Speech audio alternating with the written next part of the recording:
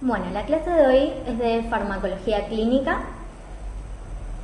Lo que vamos a ver son un poco las pautas generales de lo que es la farmacología clínica, de cómo se hace un ensayo clínico, de lo que es la farmacovigilancia, que es algo que se ve poco en la carrera, así que es importante que se aproveche. Entonces vamos a hablar de definiciones, de lo que es la farmacología clínica, cómo se desarrolla un producto farmacéutico, cómo se hacen ensayos clínicos y, como les decía antes, la farmacovigilancia, ¿sí? ¿Qué es la farmacología? Esto un poco ya lo estuvieron viendo en las clases previas. ¿Sí? Es la ciencia que estudia la forma por la cual las funciones de los organismos vivientes son afectadas por drogas o por compuestos químicos. Y uno siempre habla de droga, fármaco, principio activo, medicamento, como si fuera lo mismo, y en realidad son cosas distintas. Podemos tomar droga y principio activo o fármaco como sinónimo, si es toda sustancia química o mezcla de sustancias relacionadas de origen natural, biogenético, sintético, semisintético, ¿sí? Que tiene un efecto farmacológico específico y se emplea en medicina humana ya sea para tratar, para prevenir o para diagnosticar enfermedades. Y esto no es lo mismo que un medicamento, porque dijimos que una droga, con droga nos referimos al principio activo, aquel que tiene un efecto farmacológico específico, que va a bloquear ciertos receptores y no otros, que tiene un mecanismo de acción específico. Medicamento ya es la preparación o el producto farmacéutico empleado para la prevención, diagnóstico o tratamiento de una enfermedad o de un estado patológico o para modificar sistemas fisiológicos en beneficio de la persona. Esto es, el principio activo más un excipiente nos da una preparación o un producto farmacéutico que se puede administrar por distintas vías, ya sea por vía intravenosa o por vía oral, y entonces los excipientes van a ser distintos para que tenga distinta absorción o distintas características farmacocinéticas de acuerdo a la vía a la que se administra. Es decir, que el medicamento ya es el preparado del principio activo más un excipiente o más puede ser una cápsula que la recubra de protección gástrica, etc. ¿Sí? Entonces podemos tener dos medicamentos, bueno, hasta ahí. Bien, ¿qué es la farmacología clínica? La farmacología clínica es la rama de la farmacología que va a utilizar al ser humano como sujeto experimental, y esto parece así demasiado taxativo y ahora vamos a desarrollarlo un poco más, ¿sí? El instrumento fundamental entonces de la farmacología clínica va a ser el ensayo clínico. Ahora vamos a explicar un poco más de qué se trata el ensayo clínico, cómo se construye un ensayo clínico, pero hay que diferenciar lo que es la farmacología preclínica, en donde se trabaja con animales, ¿sí? De experimentación, o in vitro con un cultivo celular, por ejemplo, de lo que es la farmacología clínica, en donde es el ser humano el sujeto de experimentación, es decir, los humanos van a participar en ensayos clínicos experimentales, ¿sí? Y entonces esto que nos parecía tan fuerte de que el humano era un sujeto experimental fue atravesando distintas etapas en la historia, y por lo tanto la investigación clínica fue modificándose a lo largo del tiempo y en base a errores que se han cometido en la realización de estos ensayos clínicos. ¿Qué quiero decir con esto? Hubo un hito que marcó la historia de alguna manera de la investigación clínica, que fue lo que ocurrió en la Alemania nazi o en la Segunda Guerra Mundial, en donde las personas que estaban en los campos de concentración se utilizaban para realizar sin ningún tipo de consentimiento experimentos, ¿sí? Como por ejemplo eutanasias involuntarias, ¿sí? Esterilizaciones forzadas, evaluación del estrés sobre el ciclo menstrual, ¿sí? Se las sometía a mujeres al estrés de su propia ejecución y luego de ello la remoción y el estudio de órganos pélvicos, es decir, se realizaban experimentos fundamentalmente basándose en el abuso de poder y sin ningún tipo de consentimiento de estas personas. Con lo cual esto marcó que en 1947, cuando se hace el juicio de Nuremberg, ¿sí? Se juzgan a los médicos que habían desarrollado estos experimentos en humanos. Se juzga a 23 de estos médicos, 16 resultan culpables, 7 de ellos sentenciados a muerte, y este juicio da lugar a que se desarrolle lo que se denominó el Código de Nuremberg. ¿Sí? El Código de Nuremberg, entonces, en 1947, marca de alguna manera ciertos principios bioéticos para la experimentación en humanos a raíz de lo que había ocurrido en la Alemania nazi, ¿sí? En 1964, la OMS adopta una versión de este Código de Nuremberg que se denomina Declaración de Helsinki, ¿sí? De la Asociación Médica Mundial, y esta Declaración de Helsinki va a ir teniendo sucesivas modificaciones en distintas juntas que se hacen para modificar justamente esta declaración.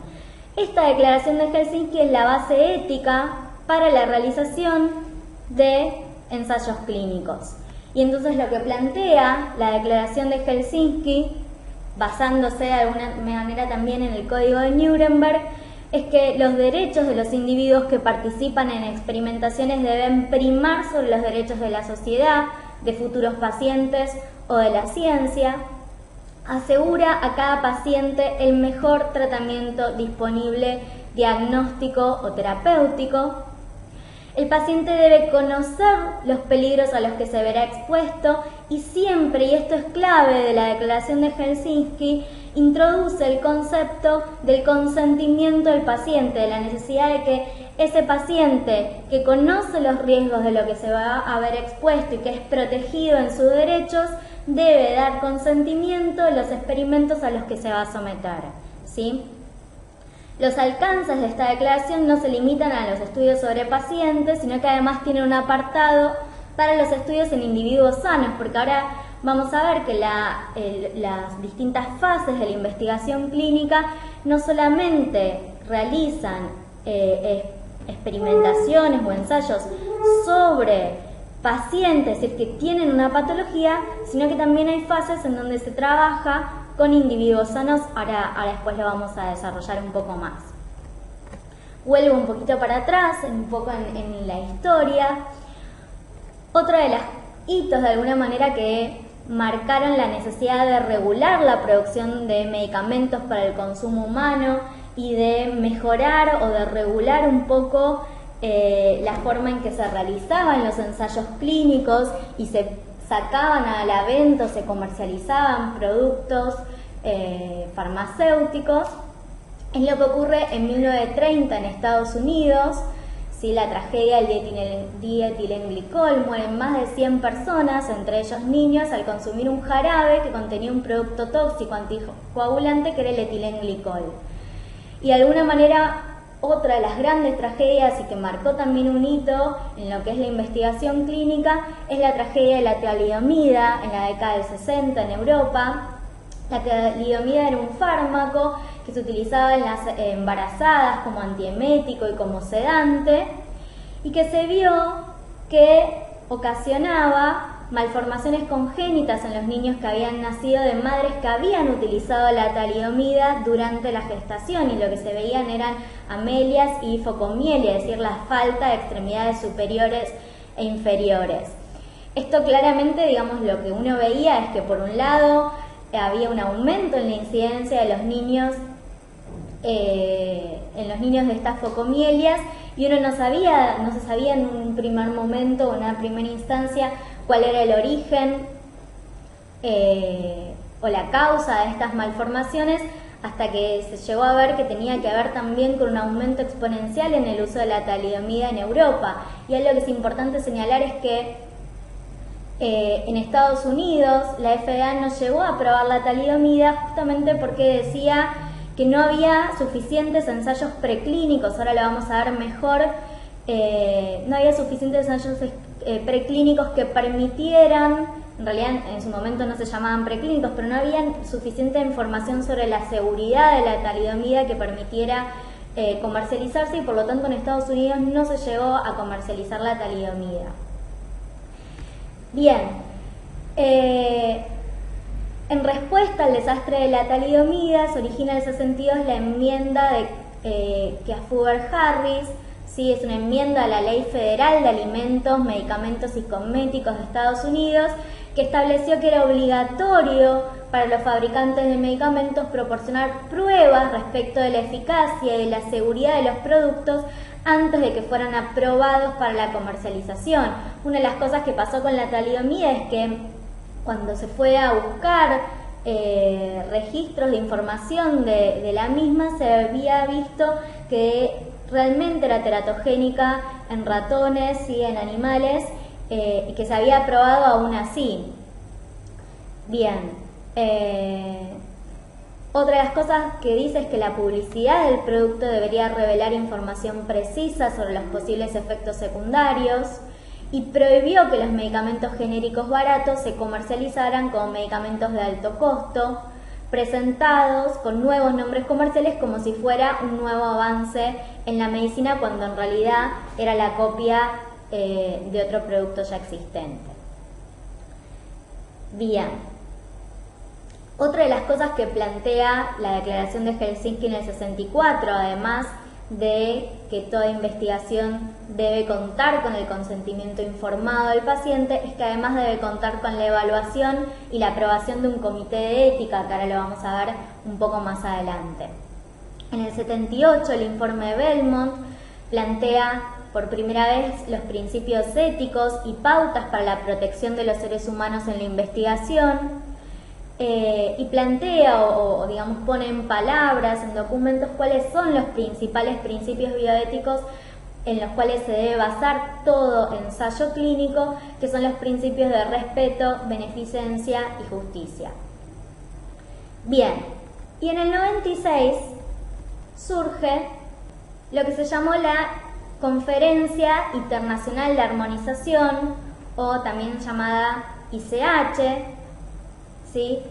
Que estuvo conformada por Japón, los países de la Europa, en realidad la EMEA, que es la Federación Representante de Europa, y la FDA, que es la Agencia de Estados Unidos. Y básicamente lo que plantea la ICH es la necesidad de poder armonizar las reglas o las normas que llevan a la conducción de los ensayos clínicos en distintos países, y nace de alguna manera ante la necesidad de evitar repeticiones de estudios y garantizar que los países intervinientes aceptaran los datos provenientes de ensayos clínicos realizados en otras regiones, es decir, que si todos los países realizan sus ensayos clínicos bajo los mismos principios, bajo los mismos reglamentos o bajo las mismas normativas, entonces esos ensayos clínicos pueden ser válidos para los distintos países, ¿sí?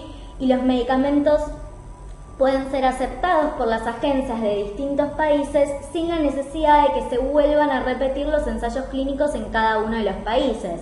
Es decir, que si un producto farmacéutico ha sido aceptado por la FDA, este mismo pueda ser aceptado también por la EMEA, ¿sí?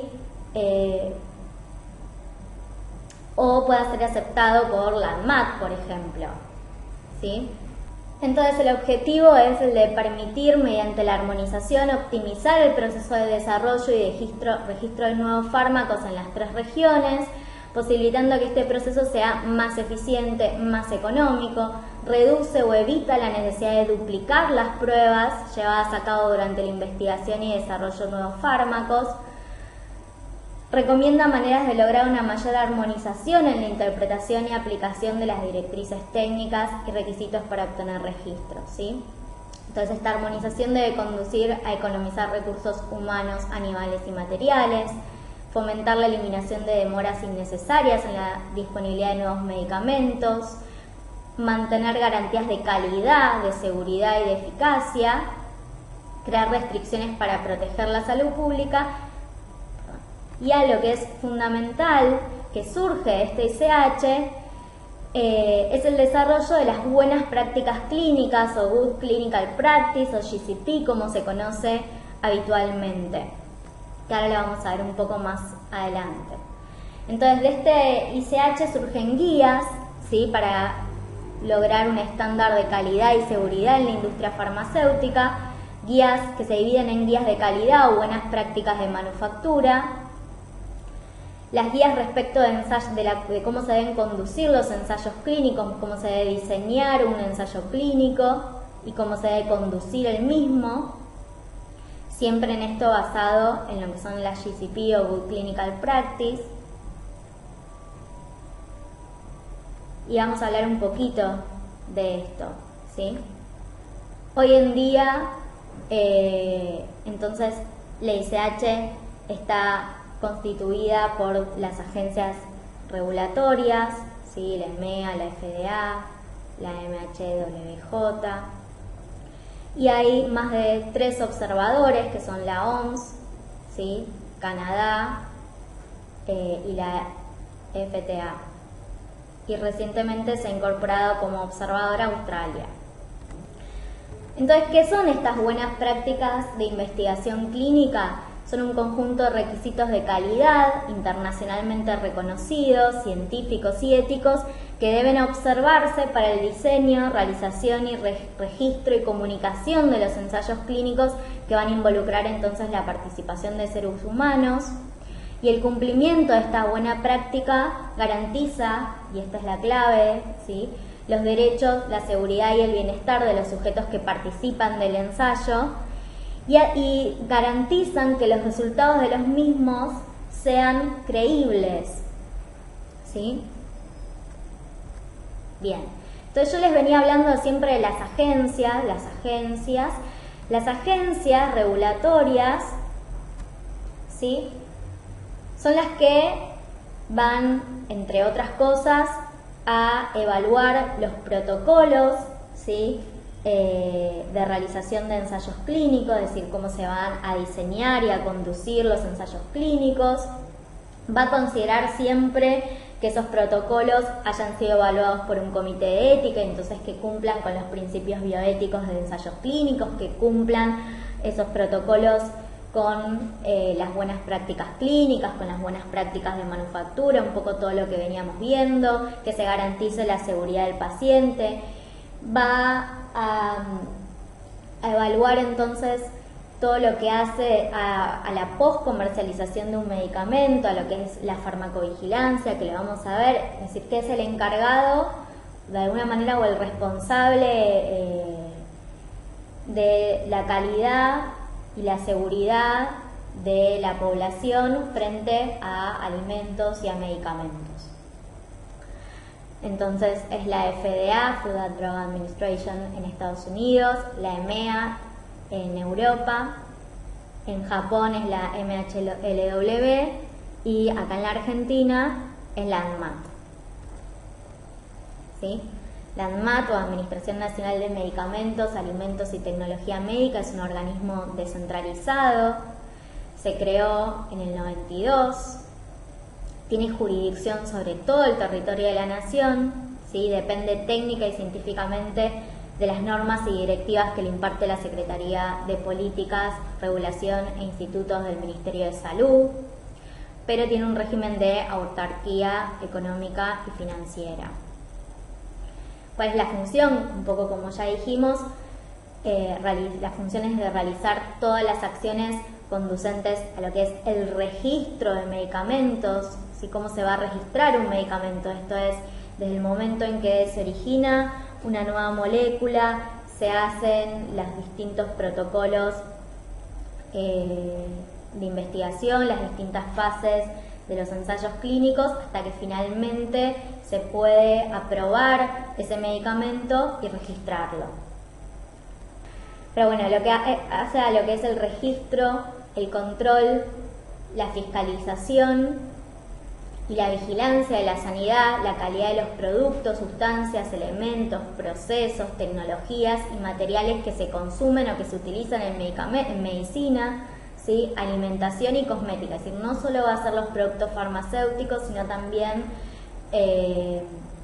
los alimentos, los cosméticos, distintas especialidades medicinales, distintos dispositivos médicos, y va a ser responsable de controlar las actividades y procesos que median o que están comprendidos en estas materias, ¿sí?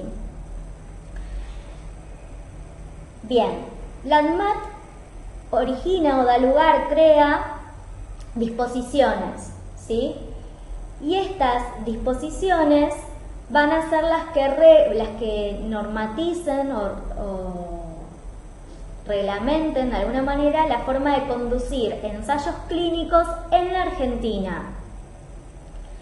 Es decir, que todos los ensayos clínicos que se conduzcan en la Argentina, ya sean ensayos multicéntricos, que ahora vamos a ver lo que son, y de las distintas fases que se desarrollen en la Argentina, tienen que regirse bajo la disposición 6677 del año 2010, ¿sí?